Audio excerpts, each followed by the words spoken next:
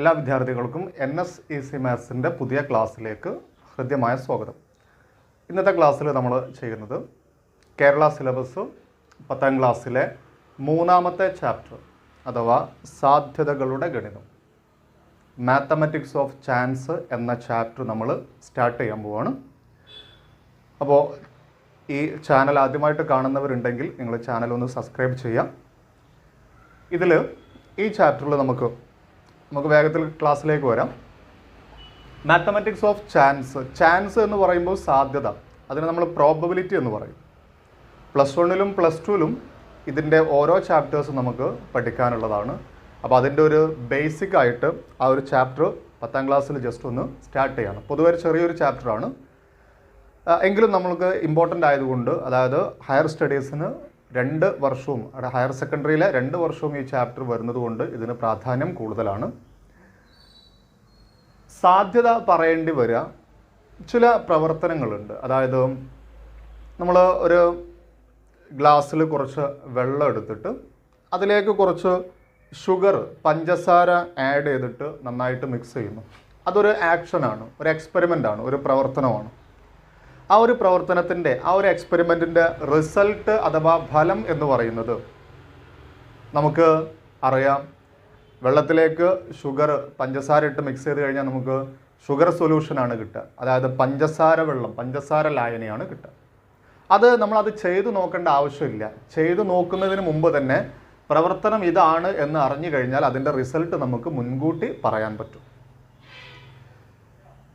നേരെ മറിച്ച് നമ്മൾ ഒരു കോയിൻ എടുത്തിട്ട്, ഒരു നാണയം എടുത്തിട്ട് അതൊന്ന് ടോസ് ചെയ്യാണ്. ആ ടോസ് ചെയ്ത് കഴിഞ്ഞാൽ നമുക്ക് കിട്ടുന്ന റിസൾട്ട് എന്താണ് എന്നുള്ളത് അത് ടോസ് ചെയ്തതിന് ശേഷം മാത്രമേ നമുക്കത് കൺഫേം ആയിട്ട് പറയാൻ പറ്റുള്ളൂ. ടോസ് ചെയ്യുന്നതിന് മുമ്പ് നമുക്ക് വേണമെങ്കിൽ പറയാം ഹെഡ് ആയിരിക്കാം result, may be head, may be tail. Head അല്ലെങ്കിൽ ടെയിൽ, ഇത് ഏതെങ്കിലും ഒന്നായിരിക്കും കിട്ടുക എന്നുള്ളൊരു സാധ്യത മാത്രമേ നമുക്ക് അവിടെ പറയാൻ പറ്റുള്ളൂ. ഇതുപോലെ എൻ്റെ കയ്യിലുള്ളൊരു സാധനമാണ് ഇത്. നമുക്ക് പകിട എന്ന് പറയും മലയാളത്തിൽ. ഡൈസ് അഥവാ DIE ഡൈ എന്ന് പറയാം. ഇത് നമുക്ക് കണ്ട് പരിചയമുള്ളതാണ്. നമുക്ക് പാമ്പ് കോണിയൊക്കെ കളിക്കാൻ വേണ്ടിയിട്ടൊക്കെ ഇത് യൂസ് ചെയ്യാറുണ്ട്. ഇതിന് 6 മുഖങ്ങളുണ്ട്, 6 ഫേസസ് ഉണ്ട്. ഓരോ ഫേസിലും ഇങ്ങനെ ഡോട്ടുകൾ അടയാളപ്പെടുത്തിയിട്ടുണ്ട്. 1 മുതൽ 6 വരെയുള്ള ഡോട്ടുകൾ അടയാളപ്പെടുത്തിയിട്ടുണ്ട്. ഈ ഒരു പകിട, ഈ ഒരു ഡൈ നമ്മളിങ്ങനെ ത്രോ ചെയ്യുകയാണ്, ഇങ്ങനെ ഉരുട്ടിയിടാണ്. റോളിംഗ് എ ഡൈ, ഒരു പകിട ഉരുട്ടിയിടുന്നു. അതിൻ്റെ റിസൾട്ടുകൾ ഇതിങ്ങനെ ഉരുട്ടിയിട്ട് കഴിഞ്ഞാൽ നമുക്കിങ്ങനെ ഏത് ഭാഗമാണ് മുകളിലേക്ക് വന്ന് നിൽക്കുക എന്നുള്ളത് നേരത്തെ പറയാൻ കഴിയില്ല. കാരണം ഇതിന് 6 ഫേസസ് ഉള്ളതുകൊണ്ട് ഏതാണ് വരിക എന്നുള്ളത് അത് എക്സ്പെരിമെൻ്റ് ചെയ്തതിന് ശേഷം മാത്രമേ നമുക്കത് ഏതാ വന്നത് എന്ന് കൺഫേം ചെയ്തിട്ട് ഉറപ്പിച്ചിട്ട് പറയാൻ പറ്റുള്ളൂ. ഇതിലിപ്പോൾ മുകളിൽ നിൽക്കുന്ന ഭാഗം 3 ഡോട്ടുള്ള ഭാഗമാണ്.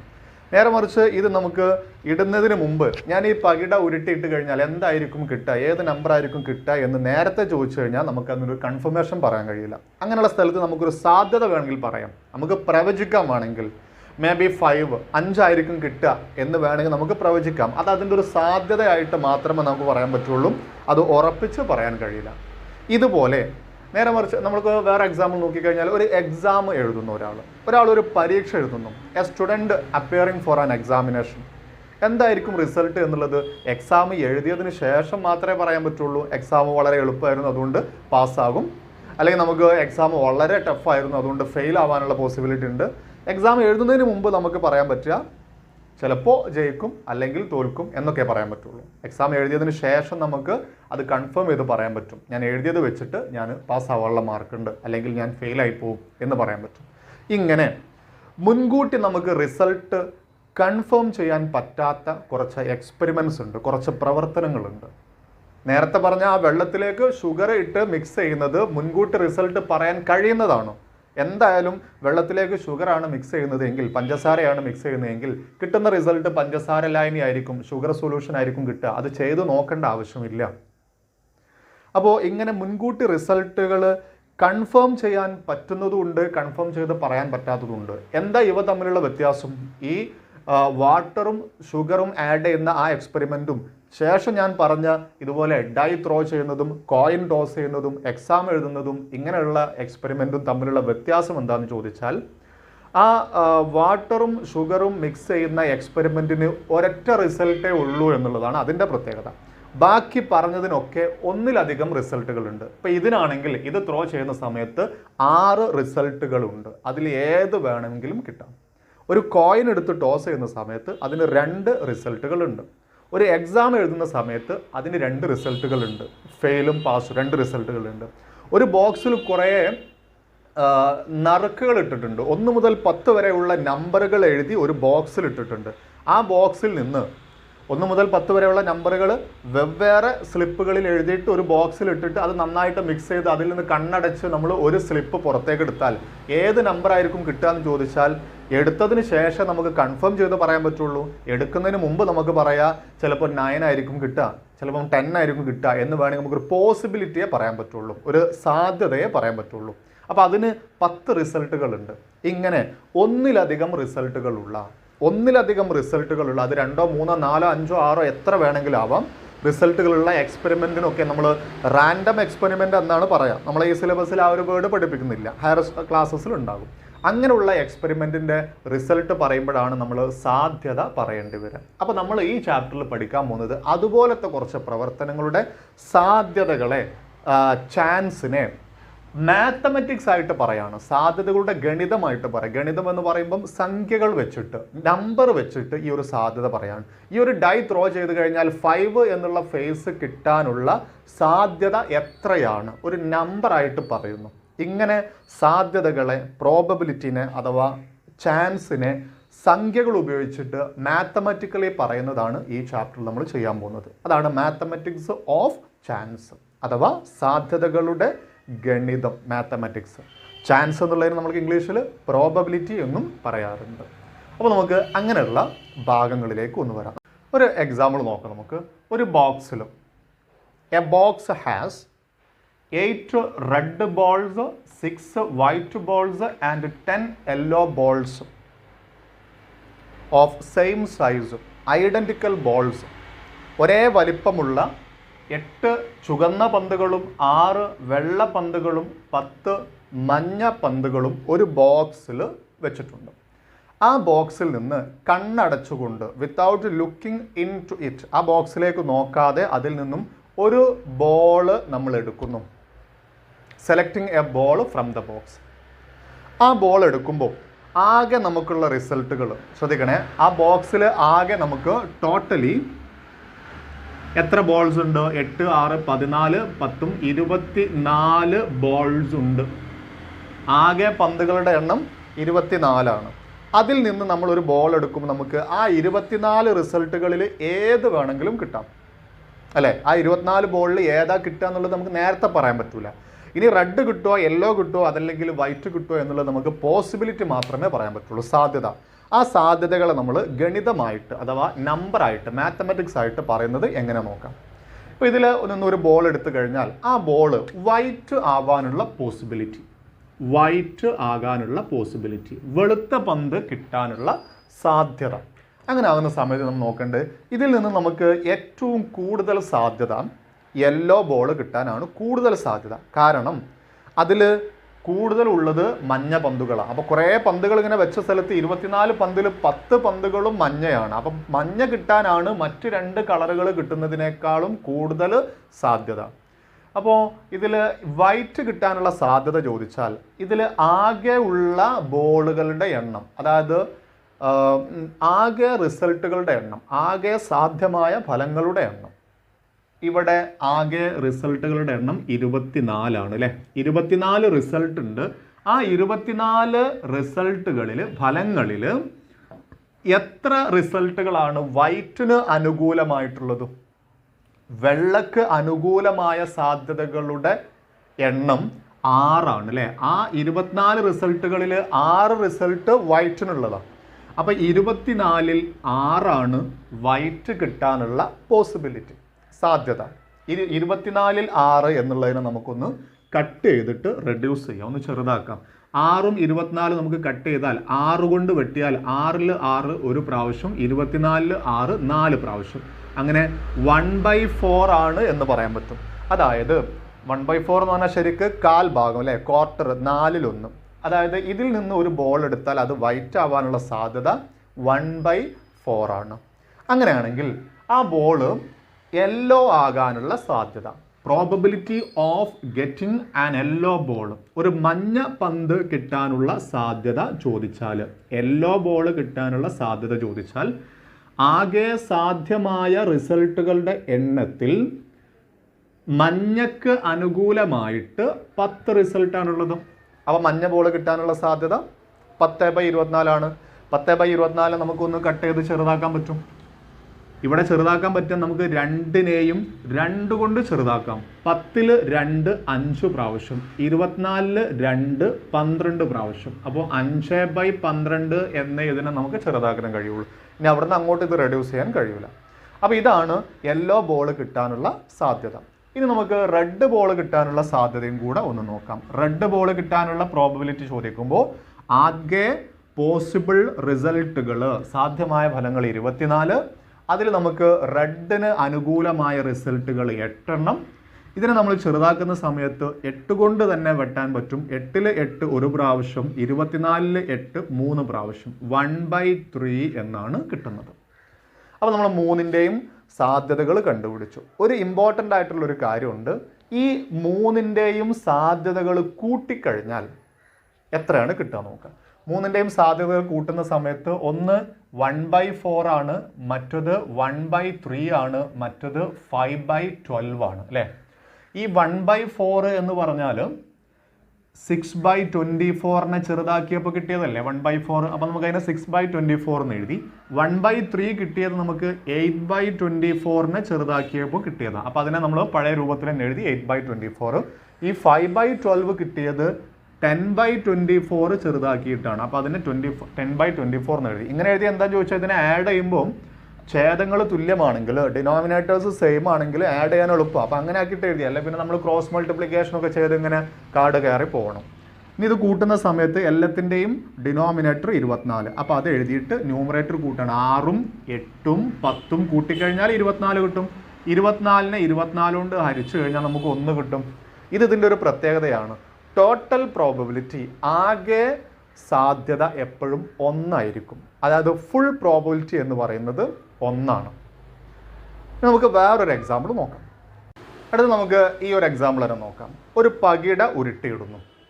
ആദ്യം നമ്മൾ അതിൻ്റെ എക്സ്പെരിമെൻ്റ് പറയാണ്, ആക്ഷൻ പ്രവൃത്തി എന്താണെന്ന് പറയാണ്. റോളിങ് എ ഡൈ എന്നാണ് വരിക. റോളിങ് എ ഡൈ, ഒരു പകിട ഉരുട്ടിയിടുന്നു. അതിൽ 3ൻ്റെ മൾട്ടിപ്പിൾ കിട്ടാനുള്ള സാധ്യത, ഒരു പകിട ഇങ്ങനെ ഉരുട്ടിയിടുന്ന സമയത്ത് അതിൽ 3ൻ്റെ ഗുണിതമായ സംഖ്യ കിട്ടാനുള്ള സാധ്യത എത്രയാണ്? ഇതാണ് ചോദ്യം. അപ്പോൾ നമുക്ക് ഇതിൻ്റെ ആകെ റിസൾട്ടുകൾ എത്ര ഉണ്ടാവും നോക്കാം. ഒരു പകിട ഉരുട്ടിയിടുന്ന സമയത്ത് നമുക്ക് ആകെ റിസൾട്ടുകൾ, ദ റിസൾട്ട്സ് ആർ, ഫലങ്ങൾ ഏതൊക്കെ നോക്കാം. 1 കിട്ടാം, അല്ലെങ്കിൽ 2 ആവാം, 3 ആകാം, 4 ആകാം, 5 ആകാം, 6 ആവാം. ഇങ്ങനെ 6 റിസൾട്ടുകൾ ഉണ്ട്. ഈ 6 എന്ന് പറഞ്ഞാൽ ഇതാണ് സംഭവം. 6 ഡോട്ടുള്ള ഭാഗം കിട്ടാം, അല്ലെങ്കിൽ 5 ഡോട്ടുള്ള ഭാഗം കിട്ടാം, അല്ലെങ്കിൽ നമുക്ക് 2 ഡോട്ടുള്ള ഭാഗം കിട്ടാം, അല്ലെങ്കിൽ 3 ഡോട്ടുള്ള ഭാഗം കിട്ടാം, അല്ലെങ്കിൽ 4 ആവാം, 1 ആവാം.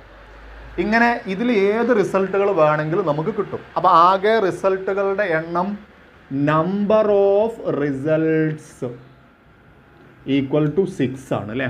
അതായത് ഇതിൽ 6 കിട്ടും എന്നല്ല എഴുതി കേട്ടോ. ഇതെല്ലാം കൂടെ നോക്കിക്കഴിഞ്ഞാൽ മൊത്തം 6 റിസൾട്ടുകളുണ്ട്. ആകെ റിസൾട്ടുകളുടെ എണ്ണം, number of results is equal to 6. ഇനി നമ്മോട് ചോദിച്ചത് ഇതിൽ 3ൻ്റെ മൾട്ടിപ്പിളായ സംഖ്യ കിട്ടാനുള്ള സാധ്യത, 3ൻ്റെ ഗുണിതമായ സംഖ്യ കിട്ടാനുള്ള സാധ്യത. ഈ പറഞ്ഞ സാധനങ്ങളിൽ 3ൻ്റെ ഗുണിതങ്ങൾ, 3ൻ്റെ ഗുണിതങ്ങൾ എന്ന് പറയുമ്പോൾ മൾട്ടിപ്പിൾസ് ഓഫ് 3. ഏതൊക്കെയാണ് മൾട്ടിപ്പിൾസ് ഓഫ് 3? അതിന് അനുകൂലമായ റിസൾട്ടുകൾ ഇതിൽ ഏതൊക്കെയാണുള്ളത്? 3ൻ്റെ ഗുണിതം കിട്ടുക എന്ന് പറഞ്ഞാൽ ഇതിൽ ഏതൊക്കെയാണ് 3ൻ്റെ ഗുണിതം നോക്കുക. ഇതാ ഈ 3 ഒരു 3ൻ്റെ ഗുണിതമാണ്, 6 ഒരു 3ൻ്റെ ഗുണിതമാണ്. അപ്പോൾ 3ഉം 6ഉം കിട്ടിക്കഴിഞ്ഞാൽ നമുക്ക് പറയാൻ പറ്റും 3ൻ്റെ ഗുണിതമാണ് കിട്ടിയത് എന്ന് പറയാൻ പറ്റും. അങ്ങനെയാണെങ്കിൽ ഇത് കിട്ടാനുള്ള സാധ്യത പ്രോബബിലിറ്റി, എന്തിൻ്റെ പ്രോബബിലിറ്റിയാണ്? 3ൻ്റെ ഗുണിതം കിട്ടാനുള്ള സാധ്യത. അപ്പോൾ ഇവിടെ ആകെ റിസൾട്ടുകളുടെ എണ്ണം 6. ആ 6ൽ ആ മൂന്നിൻ്റെ ഗുണിതങ്ങൾക്ക് അനുകൂലമായ റിസൾട്ടുകളുടെ എണ്ണം. Number of results favourable to multiple of 3. അതിവിടെ 2 റിസൾട്ടുകളാണ് മൂന്നിൻ്റെ ഗുണിതത്തിന് അനുകൂലമായിട്ടുള്ളത്. അപ്പോൾ 6ൽ 2 സാധ്യത. 2/6 ആണ്. ചെറുതാക്കാൻ പറ്റുന്നത് ചെറുതാക്കാൻ പറ്റും. 2നെ 6നെ നമ്മൾ വെട്ടിക്കഴിഞ്ഞാൽ 1 മുകളിലും 3 അടിയിലും കിട്ടും. 1/3 ആണ് മൂന്നിൻ്റെ മൾട്ടിപ്പിൾ കിട്ടാനുള്ള സാധ്യത. അങ്ങനെയാണെങ്കിൽ ഇതേ സംഭവം വെച്ചിട്ട് തന്നെ വേറെ ചോദ്യം ചോദിക്കുകയാണ്. ഇതിൽ ഒരു ഈവൺ നമ്പർ കിട്ടാനുള്ള സാധ്യത എത്രയാണ്? ഇതേ എക്സ്പെരിമെൻറ്റിൽ ഇരട്ടസംഖ്യ കിട്ടാനുള്ള സാധ്യത. ഈവൺ നമ്പേഴ്സ് എന്ന് പറയുന്ന സമയത്ത് ഇതിൽ നിന്ന് നമുക്ക് ഈവൺ നമ്പേഴ്സ് ആരൊക്കെയാണെന്ന് നോക്കണം. ഇരട്ടസംഖ്യകൾ. ഇതിൽപ്പെട്ട ഇരട്ടസംഖ്യകൾ എല്ലാം എടുക്കാൻ പാടില്ല. ഇതിലുള്ള ഈ റിസൾട്ടിലുള്ള ഇരട്ടസംഖ്യകൾ 2 ഉണ്ട്, 4 ഉണ്ട്, 6 ഉണ്ട്. അങ്ങനെയാണെങ്കിൽ ഒരു ഇരട്ടസംഖ്യ കിട്ടാനുള്ള സാധ്യത ചോദിച്ചാൽ ആകെ റിസൾട്ടുകൾ എണ്ണം 6 അല്ലേ? അതിൽ ഇരട്ടസംഖ്യകൾ എന്ന് പറയുന്നത് 3 റിസൾട്ടുകളാണ്. ഈ 3 സംഭവിച്ചാലേ നമുക്ക് അനുകൂലമായ ഇരട്ടസംഖ്യകൾ ഈവൺ നമ്പേഴ്സ് കിട്ടുള്ളൂ. അപ്പോൾ 3 മുകളിൽ എഴുതാം. ഇത് റെഡ്യൂസ് ചെയ്യുന്ന സമയത്ത് 1 മുകളിലും 2 അടിയിലും അല്ലേ കിട്ടാം അല്ലേ? 3 കൊണ്ട് ചെറുതാക്കി കഴിഞ്ഞാൽ അപ്പോൾ 1/2 ആണ് ഇരട്ടസംഖ്യ കിട്ടാനുള്ള സാധ്യത. ഇനിയിപ്പോൾ നമുക്ക് ഇതിനകത്ത് വേണമെങ്കിൽ ഇങ്ങനെ ഒരു കാര്യം പറയാം. ഇതേ എക്സ്പെരിമെൻറ്റിൽ 4ൻ്റെ ഗുണിതം കിട്ടാനുള്ള സാധ്യത എത്രയാണ്? 4ൻ്റെ മൾട്ടിപ്പിൾ കിട്ടാനുള്ള സാധ്യത. അപ്പോൾ നമ്മൾ ആകെ റിസൾട്ടുകളായ 6 എണ്ണത്തിൽ 4ൻ്റെ ഗുണിതങ്ങൾ എത്ര ഉണ്ട് എന്ന് നോക്കണം. 6 എണ്ണത്തിൽ 4ൻ്റെ ഗുണിതങ്ങളായിട്ട് നമുക്ക് ഈ ഒരു 4 മാത്രമേ ഉള്ളൂ 4ൻ്റെ മൾട്ടിപ്പിൾ ആയിട്ടുള്ളത്. അപ്പോൾ എത്ര എണ്ണ? ആ 4 എന്നല്ല ഇവിടെ എഴുതണ്ടേ കേട്ടോ. ആ 6 എണ്ണത്തിൽ എത്ര എണ്ണമാണുള്ളത് ആ എണ്ണമാണ് മുകളിൽ എഴുതേണ്ടത്. അപ്പോൾ നമ്മൾ എണ്ണം 1 എഴുതി. ഒരെണ്ണമേ ഉള്ളൂ. ഇതിന് റെഡ്യൂസ് ചെയ്യാൻ കഴിയില്ല. അത് ഓൾറെഡി റെഡ്യൂസ്ഡ് ഫോമിലാണ്, ചെറുതാക്കിയ രൂപത്തിലാണ്. അപ്പോൾ 1/6 ആണ് 4ൻ്റെ ഗുണിതം കിട്ടാനുള്ള സാധ്യത. ഇനി വേറൊരു എക്സാമ്പിൾ നോക്കാം. ചോദ്യം ഇതാണ്. ഒരാളോട് ഒരു 2 അക്ക സംഖ്യ പറയാൻ ആവശ്യപ്പെടുന്നു. A man asked to say a 2-digit number. ഒരു 2 അക്ക സംഖ്യ ഒരാളോട് പറയാൻ ആവശ്യപ്പെടുന്നു. അയാൾ പറയുന്ന 2 അക്ക സംഖ്യയിലെ 2-digit നമ്പേഴ്സിലെ അക്കങ്ങൾ തുല്യമാകാനുള്ള സാധ്യത എത്ര? ഒരാളോട് ഒരു 2 അക്ക സംഖ്യ പറയാൻ ആവശ്യപ്പെട്ട് കഴിഞ്ഞാൽ, ഇപ്പം നിങ്ങളോട് ഒരു 2-digit നമ്പർ പറയാൻ പറഞ്ഞാൽ, ഒരു 2 അക്ക സംഖ്യ പറയാൻ പറഞ്ഞാൽ, നിങ്ങൾ പറയുന്ന സംഖ്യ ഏതാണെന്നുള്ളത് എനിക്ക് നേരത്തെ പറയാൻ പറ്റുമോ? എന്താ കാരണം പറയാൻ പറ്റൂല എന്ന് പറയാനുള്ള കാരണം എന്താ? നിങ്ങൾ പറയുന്ന 2 അക്ക സംഖ്യ ആകെ, ഇപ്പം നിങ്ങളോട് ഞാൻ 5നും 7നും ഇടയ്ക്കുള്ള ഒരു സംഖ്യ പറയാൻ പറഞ്ഞാൽ, ഒരു പൂർണ്ണസംഖ്യ പറയാൻ പറഞ്ഞാൽ ഏതാ നിങ്ങൾ പറയാ? നിങ്ങൾ പറയുന്നതിന് മുമ്പ് എനിക്ക് പറഞ്ഞൂടെ നിങ്ങൾ പറയുന്ന സംഖ്യ 6 ആയിരിക്കുമെന്ന്? കാരണം 5നും 7നും ഇടയ്ക്കുള്ള പൂർണ്ണസംഖ്യ, ഇൻറ്റീജർ, ഡെസിമൽസ് കുറേ ഉണ്ട്, പക്ഷെ 5നും 6നും ഇടയ്ക്കുള്ള പൂർണ്ണസംഖ്യ ആകെ ഒരു സംഖ്യ ഉള്ളൂ 6 അല്ലേ? അതുകൊണ്ട് നിങ്ങൾ പറയുന്നതിന് മുമ്പ് എനിക്ക് പറയാൻ പറ്റും നിങ്ങൾ പറയാൻ പോകുന്ന സംഖ്യ ഇതാണെന്നുള്ളത് എനിക്ക് ഉറപ്പിച്ച് പറയാൻ പറ്റും. അത് ഏതുപോലെയാണ് ഞാൻ തുടക്കത്തിൽ പറഞ്ഞ വെള്ളവും പഞ്ചസാരയും കൂടെ കൂട്ടിക്കഴിഞ്ഞാൽ എന്താ കിട്ടുക എന്നുള്ളത് അത് ചെയ്തു നോക്കേണ്ട ആവശ്യമില്ല. അത് മുൻകൂട്ടി പറയാൻ പറ്റും. കാരണം അതിനൊരു റിസൾട്ടേ ഉള്ളൂ. നമ്മൾ ഒന്നിലധികം റിസൾട്ടുകളുടെ കാര്യങ്ങളെക്കുറിച്ച് സംസാരിക്കണം. ഇപ്പം നിങ്ങളോട് 1ൻ്റെയും 10ൻ്റെയും ഇടയ്ക്കുള്ള ഒരു സംഖ്യ പറയാൻ പറഞ്ഞു കഴിഞ്ഞാൽ നിങ്ങൾ പറയുന്ന സംഖ്യ ഏതാണെന്നുള്ളത് നിങ്ങൾക്ക് മാത്രമേ അറിയുള്ളൂ. എനിക്ക് നേരിട്ട് പറയാൻ പറ്റില്ല. എനിക്ക് വേണമെങ്കിൽ സാധ്യത പറയാം, നിങ്ങൾ ഇപ്പോൾ 5 ആയിരിക്കും പറയാം എന്ന് വേണേൽ പറയാൻ പറ്റും. കാരണം 1നും 10നും ഇടയ്ക്ക് ധാരാളം സംഖ്യകളുണ്ട്. അപ്പോൾ നമുക്ക് ഒരു 2 അക്ക സംഖ്യ നിങ്ങളോട് പറയാൻ പറഞ്ഞാൽ നിങ്ങൾ ചിലപ്പോൾ 10 മുതൽ 99 വരെയുള്ള ഏത് സംഖ്യ വേണമെങ്കിലും നിങ്ങൾക്ക് പറയാം.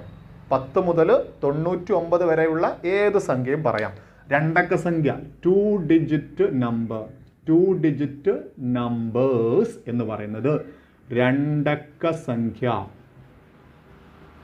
2 അക്ക സംഖ്യകൾ 10 മുതൽ 99 വരെ ഉണ്ട് അല്ലേ? 2 അക്ക സംഖ്യ തുടങ്ങുക 10 ആണ്, അവസാനിക്കുക 99-ലാണ്. അപ്പോൾ നിങ്ങൾ എത്ര റിസൾട്ടുകളുണ്ട് മൊത്തം എന്ന് പറയാൻ പറ്റുമോ? അപ്പോൾ നമുക്ക് 10 മുതൽ 99 വരെ എത്ര സംഖ്യകളുണ്ട്? 10 മുതൽ 99 വരെ. ചില ആൾക്കാർ പെട്ടെന്ന് പറഞ്ഞത് തെറ്റിക്കും. 10 മുതൽ 99 വരെയുള്ള സംഖ്യകളുടെ എണ്ണം, 10 മുതൽ 99 വരെയുള്ള സംഖ്യകളുടെ എണ്ണം കണ്ടുപിടിക്കാൻ ഒന്നുകിൽ വിരലുമിൽ എണ്ണി കൂട്ടണം, അല്ലെങ്കിൽ അതിൻ്റെ പണി ഇതാണ്. 99-ൽ നിന്ന് 10 കുറയ്ക്കുക. 99-ൽ നിന്ന് 10 കുറച്ച് കഴിഞ്ഞാൽ നമുക്ക് 89 കിട്ടും. പക്ഷേ ഇതല്ല ആൻസർ, 89 അല്ല. ഇനി ഒരു 1 കൂട്ടം വേണം. അപ്പോൾ 99-ൽ നിന്ന് 10 കുറച്ചതിന് ശേഷം 1 കൂട്ടുക. 90 ഉത്തരം. ഇതിലേക്ക് ഒരു 1 കൂട്ടുകയും ചെയ്യുക. അപ്പോൾ 90 സംഖ്യകളുണ്ട്. അപ്പോൾ ആകെ റിസൾട്ടുകൾ, ആകെ ഫലങ്ങൾ, ആകെ റിസൾട്ടുകളുടെ എണ്ണം 90 കിട്ടി. ഇനി നമ്മളോട് ചോദിച്ച ചോദ്യം, നിങ്ങൾ പറയുന്ന നമ്പറിലെ 2 അക്കങ്ങളും തുല്യമാകാനുള്ള സാധ്യത, ആ 2 ഡിജിറ്റുകളും സെയിം ആകാനുള്ള സാധ്യത ചോദിച്ചത്. ഈ 10 മുതൽ 99 വരെയുള്ള സംഖ്യകളിൽ 2 അക്കങ്ങളും തുല്യമാകുന്ന സംഖ്യകൾ ഏതൊക്കെയാണെന്ന് അറിയാം നിങ്ങൾ? അക്കങ്ങൾ തുല്യമാകുന്നത്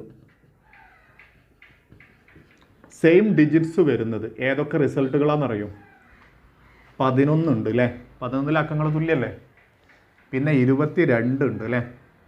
ഇങ്ങനെ പോയി കഴിഞ്ഞാൽ 33 ഉണ്ട്, 44 ഉണ്ട്, 55 ഉണ്ട്, 66, 77, 88, 99. ഇത്രയും റിസൾട്ടുകളാണ് അക്കങ്ങൾ തുല്യമാകുന്ന റിസൾട്ടുകൾ. ഇത് എത്ര എണ്ണം ഉണ്ട്? 1, 2, 3, 4, 5, 6, 7, 8, 9 റിസൾട്ടുകളാണ് ഉള്ളത്. അപ്പോൾ എത്രയാണ് ഇതിൻ്റെ സാധ്യത, ഇതിൻ്റെ പ്രോബബിലിറ്റി, ഇതിൻ്റെ ചാൻസ്, സാധ്യത?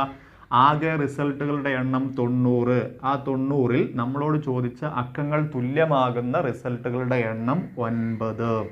അപ്പോൾ സാധ്യത 9/90 ആണ്. 9/90 ചെറുതാക്കുമ്പോൾ 9-ൽ 9 ഒരു പ്രാവശ്യം, 90-ൽ 9 10 പ്രാവശ്യം. 10-ൽ 1 സാധ്യത. 1 out of 10. ഇത് വെച്ചിട്ട് തന്നെ ഞാൻ വേറൊരു എക്സാമ്പിൾ പറയാം. ഇതേ പ്രവർത്തനത്തിൽ ഒരു പൂർണ്ണവർഗം കിട്ടാനുള്ള സാധ്യത എത്രയാണ്? What is the probability of getting A perfect square?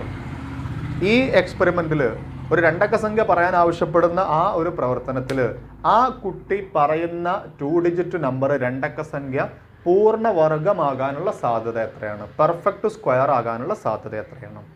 അപ്പോഴും നമുക്ക് ആകെ റിസൾട്ടുകളുടെ എണ്ണം 90 തന്നെയാണ്, കാരണം 2 അക്ക സംഖ്യ തന്നെയാണല്ലോ പറയണത്. ഇനി അതിൽ പൂർണ്ണവർഗങ്ങൾ ഏതൊക്കെയാണ് നോക്കണം. 10-ന് ശേഷം വരുന്ന പെർഫെക്റ്റ് സ്ക്വയേഴ്സ് അറിയാലോ. പെർഫെക്റ്റ് സ്ക്വയേഴ്സ് 1 ഉണ്ട്, 4 ഉണ്ട്, 9 ഉണ്ട്, 16 ഉണ്ട്, 25. ഏതാ പെർഫെക്റ്റ് സ്ക്വയർ എന്ന് പറഞ്ഞാൽ? പൂർണ്ണവർഗം എന്ന് പറഞ്ഞാൽ കറക്റ്റ് റൂട്ട് കിട്ടുന്ന സംഖ്യ, കറക്റ്റ് വർഗ്ഗമൂലുള്ള സംഖ്യകൾ. പക്ഷെ എന്ന് കരുതി 9ഉം 4 ഇവിടെ എഴുതി വെക്കരുത്. 9ഉം 4 2 അക്ക സംഖ്യയിൽ വരില്ല. അപ്പോൾ 2 അക്ക സംഖ്യയിൽ വരുന്ന ആദ്യത്തേത് 16 ആണ് അല്ലേ? പൂർണ്ണവർഗം. 16 കഴിഞ്ഞാൽ 25 ആണ്, പിന്നെ 36, പിന്നെ 49, പിന്നെ 64, പിന്നെ 81, പിന്നെ വരുന്നത് 100 ആണ്. 81 9ന്റെ സ്ക്വയർ അല്ലേ? പിന്നെ 10ന്റെ സ്ക്വയർ 100 ആണ് അടുത്ത് വരുന്നത്. 100 ഇതിൽ പറ്റൂല, 2 അക്ക സംഖ്യ ആവാൻ പറ്റുള്ളൂ. അപ്പോൾ പൂർണ്ണവർഗങ്ങൾ 1, 2, 3, 4, 5, 6 എണ്ണമാണ് ഉള്ളത്. അപ്പോൾ അതിൻ്റെ സാധ്യത 90-ൽ 6 ആയിരിക്കും. 90-ൽ 6-നെ എങ്ങനെയാണ് നമ്മൾ ചെറുതാക്കുക? 6 കൊണ്ട് തന്നെ ചെറുതാക്കാൻ പറ്റും. അല്ലെങ്കിൽ നമുക്ക് വേണമെങ്കിൽ ആദ്യം ഇതിനെ 2 കൊണ്ട് ചെറുതാക്കാം. 6-ൽ 2 3 പ്രാവശ്യം, 90-ൽ 2 അതിൻ്റെ നേരെ പകുതി 45 പ്രാവശ്യം. ഇനി ഇതിനെ 3 കൊണ്ട് ചെറുതാക്കാൻ പറ്റും. 3-ൽ 3 ഒരു പ്രാവശ്യം, 45-ൽ 3 15 പ്രാവശ്യം. അത് 45-നെ 3 കൊണ്ട് അരിച്ചു നോക്കിയാൽ മതി. അപ്പോൾ 15-ൽ 1 അതിൻ്റെ സാധ്യത. നമുക്കിനി വേറൊരു എക്സാമ്പിൾ, ഇങ്ങനെ 2-3 എക്സാമ്പിൾസ് നോക്കി ഇങ്ങനെ പഠിച്ചു നോക്കുക. അതിൻ്റെ ഫസ്റ്റ് പാർട്ട് അങ്ങോട്ട് കഴിയും. പിന്നെ നമുക്ക് കുറച്ച് ക്വസ്റ്റ്യൻസ് ഹോംവർക്കായിട്ടും ചെയ്ത് നോക്കാം. വേറെ എക്സാമ്പിൾ നോക്കാം. ഒരു ബാഗിൽ ബ്ലാക്ക് കാർഡ്സ് 9 എണ്ണം ഉണ്ട്, ഗ്രീൻ കാർഡ്സ് 7 എണ്ണം ഉണ്ട്, വൈറ്റ് കാർഡ്സ് 4 എണ്ണം ഉണ്ട് ഒരു ബാഗിൽ. ഈ ബാഗിൽ നിന്ന് അതിലേക്ക് നോക്കാതെ കണ്ണടച്ചുകൊണ്ട് ഒരു കാർഡ് എടുക്കുന്നു. ആ കാർഡ് വൈറ്റ് ആകാനുള്ള പ്രോബിലിറ്റി എത്ര? നേരത്തെ നമ്മൾ ചെയ്തിട്ടുണ്ടായിരുന്ന ബോളിൻ്റെ കണക്ക് അതുപോലെ. അപ്പോൾ ഇതിൽ ആകെ നമുക്ക് ടോട്ടൽ എത്ര റിസൾട്ട് ഉണ്ടാവും നോക്കണം. ആകെ എത്ര കാർഡുകൾ ഈ ബാഗിലുണ്ട്? ആകെ റിസൾട്ട് എന്ന് പറയുമ്പോൾ 9 + 7 + 4 ആണ് അല്ലേ? 9ഉം 7ഉം 16ഉം 4ഉം 20 റിസൾട്ടുകളാണ് ആകെ ഉള്ളത്. അപ്പോൾ സാധ്യത പറയുമ്പോൾ, പ്രോബിലിറ്റി പറയുമ്പോൾ അടിയിൽ എഴുതേണ്ട സംഖ്യ 20 ആണ്. ഇനി മുകളിൽ ആരെ എഴുതാൻ ചോദിച്ചാൽ ചോദ്യത്തിനനുസരിച്ച് എഴുതണം. ഇതിലെ ചോദ്യം ഇതാണ്, വൈറ്റ് കിട്ടാനുള്ള പോസിബിലിറ്റി. അപ്പോൾ വൈറ്റിൻ്റെ എണ്ണം 4 ആണ് അല്ലേ? അപ്പോൾ 4 മുകളിൽ എഴുതും. ഇത് എന്തിൻ്റെ സാധ്യതയാണ്? വൈറ്റിൻ്റെ സാധ്യതയാണ് ഇത് കേട്ടോ. വെള്ള കാർഡ് കിട്ടാനുള്ള സാധ്യത. 4/5 നമ്മൾ ചെറുതാക്കി കഴിഞ്ഞാൽ 4-ന് 20-നും വെട്ടിയാൽ 1 മുകളിലും 5 താഴെയും കിട്ടും. അടുത്ത ചോദ്യം ഇതാണ്, ബ്ലാക്ക് ഓർ വൈറ്റ് കിട്ടാനുള്ള സാധ്യത. ബ്ലാക്ക് ഓർ വൈറ്റ്, നന്നായിട്ട് ശ്രദ്ധിക്കണേ. വെളുത്തതോ അല്ലെങ്കിൽ കറുത്തതോ, ഇതിൽ ഏത് കിട്ടിയാലും മതി, അതതിൻ്റെ അർത്ഥം. വെളുത്തത് കിട്ടിയാലും കുഴപ്പമില്ല, കറുത്തത് കിട്ടിയാലും കുഴപ്പമില്ല. ബ്ലാക്ക് ഓർ വൈറ്റ് കിട്ടാനുള്ള സാധ്യത ചോദിക്കുമ്പോൾ ആകെ റിസൾട്ട് 20 അടിയിൽ എഴുതിയതിൻ്റെ ശേഷം ബ്ലാക്കിൻ്റെയും വൈറ്റിൻ്റെയും എണ്ണം നമ്മൾ എടുക്കണം. കാരണം ബ്ലാക്ക് കിട്ടിയാലും നമുക്ക് അനുകൂലമാണ്, വൈറ്റ് കിട്ടിയാലും നമുക്ക് അനുകൂലമാണ്. അപ്പോൾ നമുക്ക് ഫേവറബിൾ ആയിട്ടുള്ള റിസൾട്ടുകളൊക്കെ എടുക്കണം. അപ്പോൾ ബ്ലാക്കിൻ്റെ എണ്ണം 9 ഉണ്ട്, വൈറ്റിൻ്റെ എണ്ണം നമുക്ക് 4 ഉണ്ട്. ഇത് രണ്ടും നമ്മൾ ഉപയോഗിക്കണം. അപ്പോൾ നമുക്ക് 9ഉം 4ഉം കൂടെ കൂട്ടിക്കഴിഞ്ഞാൽ 13 കിട്ടും. 13/20 ആണ് റിസൾട്ട് കിട്ടുക. 13/20 എന്ന് പറയുമ്പോൾ പിന്നെ അത് ഫർദർ സിംപ്ലിഫിക്കേഷൻ പോസിബിൾ അല്ല. 13ന് 20ന് നമുക്ക് കട്ട് ചെയ്യാൻ പറ്റൊരു നമ്പർ ഇല്ല. അപ്പോൾ സാധ്യത 13/20 ആണ് കിട്ടുക. ഇനി ഇതിൽ ചോദ്യം ഗ്രീന് കിട്ടാനുള്ള സാധ്യത ചോദിച്ചാൽ 7 മുകളിൽ എഴുതും അല്ലേ? ഗ്രീനിൻ്റെ എണ്ണം മുകളിൽ എഴുതും, വൈറ്റ് ടോട്ടൽ നമ്പർ 20 താഴെ എഴുതും. അടുത്തൊരു എക്സാമ്പിൾ നോക്കാം നമുക്ക്. ഇതിൽ 2 ബോക്സുകളാണ്. ഒരു ഇമ്പോർട്ടൻറ്റ് ക്വസ്റ്റ്യൻ ആണ്. 2 ബോക്സ് ഉണ്ട്. 2 ബോക്സിലും യെല്ലോ ബോൾസും റെഡ് ബോൾസും ആണുള്ളത്. മഞ്ഞ പന്തുകളും ചുവന്ന പന്തുകളാണ് 2 ബോക്സിലുള്ളത്. പക്ഷേ ഇതിൽ മഞ്ഞ പന്തുകൾ 6 എണ്ണം, ഇതിൽ മഞ്ഞ പന്തുകൾ 7 എണ്ണം, ഇതിൽ റെഡ് 5 എണ്ണം, ഇതിൽ റെഡ് 6 എണ്ണം. ചോദ്യം ഇതാണ്. അപ്പോൾ ഇതിൽ ആകെ ബോളുകളുടെ എണ്ണം 7 + 6 13 ആണ്. ഇതിൽ ആകെ ബോളുകളുടെ എണ്ണം 6 + 5 11 ആണ്. ചോദ്യം ഇതാണ്. ഒരു റെഡ് ബോൾ കിട്ടാൻ, ഒരു ചുവന്ന പന്ത് കിട്ടാൻ ഏത് ബോക്സ് സെലക്ട് ചെയ്യുന്നതാണ് കൂടുതൽ സാധ്യത?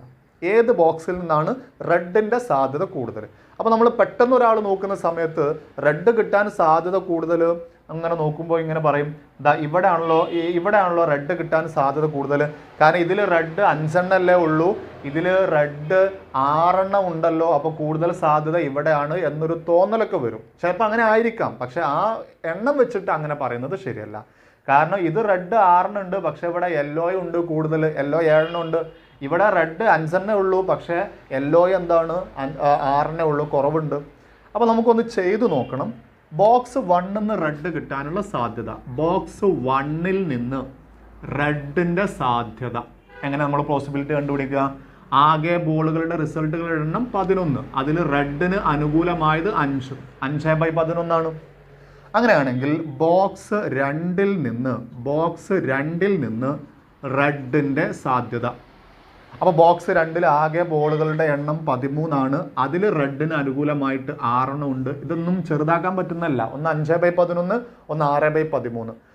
ഇതിലേതാണ് വലുത് എന്നറിയണം അല്ലേ? അപ്പോൾ നമുക്ക് ചെറിയൊരു ബേസിക് മാത്സ് ആണ്. ഈ 2 ഭിന്നസംഖ്യകളിൽ ഏതാണ് വലുത് എന്നറിയാൻ, നമ്മൾ ഇങ്ങനെ ഒന്ന് എഴുതി നോക്കുക. ഒന്ന് 5/11, ഒന്ന് 6/13. ഓക്കെ, ഇവിടുന്ന് ഇങ്ങോട്ടൊന്ന് ക്രോസ് ചെയ്യാം. ഏത് ഭിന്നസംഖ്യയാണ് വലുത് എന്നറിയാനുള്ള വഴിയാണ്. ഇവിടുന്ന് ഇങ്ങോട്ട് ക്രോസ് ചെയ്താൽ 5 × 13 അല്ലേ? 5 × 13 ചെയ്താൽ 5 × 13 ചെയ്താൽ നമുക്ക് 65 കിട്ടുക. ഇവിടുന്ന് അങ്ങോട്ട് ക്രോസ് ചെയ്ത് കഴിഞ്ഞാൽ 11 × 6 66 കിട്ടുന്നു നമുക്ക്. നന്നായിട്ട് ശ്രദ്ധിക്കണേ. ഈ 5/11 5ഉം 13ഉം ക്രോസ് ചെയ്ത് കഴിഞ്ഞാൽ നമുക്ക് 65 കിട്ടുന്നു. ഇവിടുന്ന് ഇങ്ങോട്ട് ക്രോസ് ചെയ്ത് കഴിഞ്ഞാൽ നമുക്ക് 66 കിട്ടുന്നു. ഇപ്പോൾ ഈ 2 ക്രോസ് ചെയ്തതിൽ ഏതാ വലുത് നോക്കുക. ആദ്യം ക്രോസ് ചെയ്ത സംഖ്യയാണോ വലുത്, രണ്ടാമത് ക്രോസ് ചെയ്തപ്പോഴാണോ വലിയ സംഖ്യ കിട്ടുക നോക്കുക. രണ്ടാമത് ക്രോസ് ചെയ്തപ്പോഴാണ് കിട്ടിയത്. അങ്ങനെയാണെങ്കിൽ രണ്ടാമത് എഴുതിയ ഭിന്നസംഖ്യയാണ് വലുത്. നന്നായിട്ട് ശ്രദ്ധിക്കണേ. അപ്പോൾ ഇതാണ് രണ്ടാമത് എഴുതിയ ഭിന്നസംഖ്യ, ഇതാണ് വലുത്. ഇതിനേക്കാൾ വലുത് ഇതാണ്. അതായത് ഇവിടെയാണ് വലിയ സാധ്യത എന്നർത്ഥം. അപ്പോൾ ബോക്സ് 2 നിന്നാണ് റെഡ് കിട്ടാനുള്ള സാധ്യത കൂടുതൽ. നന്നായിട്ട് ശ്രദ്ധിക്കണത്. എങ്ങനെ വലുതും ചെറുതും നോക്കിയത് മനസ്സിലായിട്ടില്ലെങ്കിൽ ഒന്നും കൂടെ പറയാം. അപ്പോൾ ഒരാൾ ചോദിക്കുകയാണ്, ആദ്യം ഒരാൾ ഇവിടുന്ന് അങ്ങോട്ട് ക്രോസ് ചെയ്ത്, ആദ്യത്തെ ക്രോസ് ഇവിടുന്ന് അങ്ങോട്ട് ചെയ്ത്, പിന്നത്തെ ക്രോസ് ഇവിടുന്ന് ഇങ്ങോട്ട് ചെയ്ത്, അപ്പോൾ ആദ്യത്തെ ക്രോസ് വലുതാവൂലേ? ആദ്യത്തെ ക്രോസ് വലുതായാൽ ആദ്യം എഴുതിയ സംഖ്യ വലുതാവൂലേ എന്നാണ് സംശയം വരിക. അപ്പോൾ ക്രോസ് ചെയ്യുമ്പോൾ ശ്രദ്ധിക്കേണ്ടത് ഈ ആദ്യത്തതിൻ്റെ മുകളിൽ നിന്ന് മറ്റേതിൻ്റെ താഴോട്ട് തന്നെ ആയിരിക്കണം ആദ്യത്തെ ക്രോസ്. ഓക്കെ, മനസ്സിലായിട്ടുണ്ടാവുമെന്ന് വിചാരിക്കുന്നു. ഇനി നമുക്ക് യെല്ലോ കിട്ടാൻ സാധ്യത കൂടുതൽ ഏതിലാന്ന് നോക്കാം. യെല്ലോ കിട്ടാൻ സാധ്യത കൂടുതൽ ഇതിൽ നിന്ന് മഞ്ഞ കിട്ടാനുള്ള സാധ്യത 6/11 അല്ലേ? കാരണം ഇതിൽ മഞ്ഞകളുടെ എണ്ണം 6 ആണ്, ആകെ 11 ആണ്. ഇതിൽ നിന്ന് യെല്ലോ കിട്ടാനുള്ള സാധ്യത 7/13 അല്ലേ? അപ്പം ഇത് 11ൽ 6, ഇത് 13ൽ 7 അല്ലേ? ഇതിൽ ഏതാ വലുത്? ഈ 6/11 ആണോ 7/13 ആണോ വലുത് എന്ന് നോക്കണം നമുക്ക്. അപ്പോൾ ഇതിൽ 6/11 ആണോ? ഇവിടുന്ന് മഞ്ഞ കിട്ടാനുള്ള സാധ്യത 6/11, ഇവിടുന്ന് മഞ്ഞ കിട്ടാനുള്ള സാധ്യത 7/13. ഇതിൽ ഏതാ വലുത് എന്ന് അറിയാൻ അതിന് ഞാൻ ഇങ്ങനെ എഴുതി. ഇതിൽ ഏതാ ആദ്യം എഴുതണം എന്ന് അവനാണ് തീരുമാനിക്കുക. ഏതാദ്യം എഴുതിയാലും ഫസ്റ്റ് ക്രോസ് ഇവിടുന്ന് കിട്ടും. 6ഉം 13ഉം ഗുണിച്ചു കഴിഞ്ഞാൽ നമുക്ക് 10 6 60 3 18 78 ഫസ്റ്റ് ക്രോസ് കിട്ടുക. രണ്ടാമത്തെ ക്രോസ് ചെയ്ത് കഴിഞ്ഞാൽ 11 × 7 ചെയ്ത് കഴിഞ്ഞാൽ 77 കിട്ടുക. ഏതാ വലുത്? ആദ്യത്തെ ക്രോസ് ആണ് വലുത്, രണ്ടാമത്തെ ക്രോസ് ചെറുതാണ്. ആദ്യത്തെ ക്രോസ് വലുതായാൽ ആദ്യം എഴുതിയ ആള് വലുത്, ആദ്യം എഴുതിയ ഭിന്നസംഖ്യ വലുത്. അപ്പോൾ 6/11 വലുത് 7/13. അപ്പോൾ എവിടെ നിന്നാണ് മഞ്ഞ കിട്ടാൻ യെല്ലോ കിട്ടാൻ കൂടുതൽ സാധ്യത എന്ന് ചോദിച്ചാൽ ഇവിടെ നിന്നാണ്. കാരണം 6/11 കിട്ടിയ ബോക്സ് 1 നിന്നാണ് മഞ്ഞ കിട്ടാനുള്ള സാധ്യത കൂടുതൽ. ഇത് നോക്കി നിങ്ങൾ, മഞ്ഞ ബോളിൻ്റെ എണ്ണം ഇവിടെ 7 അധികം ഉണ്ട്, 6നേക്കാൾ കൂടുതൽ ഉണ്ടായിട്ട് പോലും ഈ ബോക്സിൽ നിന്നാണ് മഞ്ഞ കിട്ടാനുള്ള സാധ്യത കൂടുതൽ. കാരണം ഇവിടെ റെഡിൻ്റെ എണ്ണം കൂട്ടിയിട്ട് ടോട്ടൽ എണ്ണത്തിലുള്ള വ്യത്യാസം കൊണ്ടാണ് അത് വരുന്നത്. അപ്പോൾ അടുത്ത എക്സാമ്പിൾ കഴിഞ്ഞു. അപ്പോൾ നമ്മൾ ഇന്നത്തെ ക്ലാസ് ഇവിടെ വൈൻഡപ്പ് ചെയ്യാണ്. സാധ്യതയുള്ള ഗണിതം എന്നുള്ള മാത്തമാറ്റിക്സ് ഓഫ് ചാൻസ് എന്നുള്ള 3ാമത്തെ ചാപ്റ്റർ നമ്മൾ സ്റ്റാർട്ട് ചെയ്തു. അതിൻ്റെ ഏകദേശം ഒരു 30% കഴിഞ്ഞു. ഇനി നമുക്ക് വേണമെങ്കിൽ ഒരു 2 ക്ലാസ്, ചെറിയ ക്ലാസ് ആയിട്ട് ചെയ്യുകയാണെങ്കിൽ ഒരു 2 ക്ലാസ്സോട് കൂടി ഈ ചാപ്റ്റർ നമുക്ക് തീർക്കാൻ പറ്റും. ഇപ്പോൾ ഇതുവരെ കഴിഞ്ഞ ഭാഗത്തുനിന്ന് ധാരാളം വർക്കുകൾ നമ്മൾ ചെയ്ത് കാണിച്ചു തന്നു. ഇനി നമുക്ക് കുറച്ച് വർക്കുകൾ നമുക്കൊന്ന് ചെയ്ത് പരിശീലിക്കാം. കുറച്ച് ഹോംവർക്ക് ക്വസ്റ്റ്യൻസ് ഞാൻ ഇതിൻ്റെ കൂടെ ഇവിടെ ചേർക്കുന്നുണ്ട്. ആ ഹോംവർക്ക് ക്വസ്റ്റ്യൻസ് എഴുതിയെടുക്കുക, അത് നന്നായിട്ട് ചെയ്തു നോക്കുക.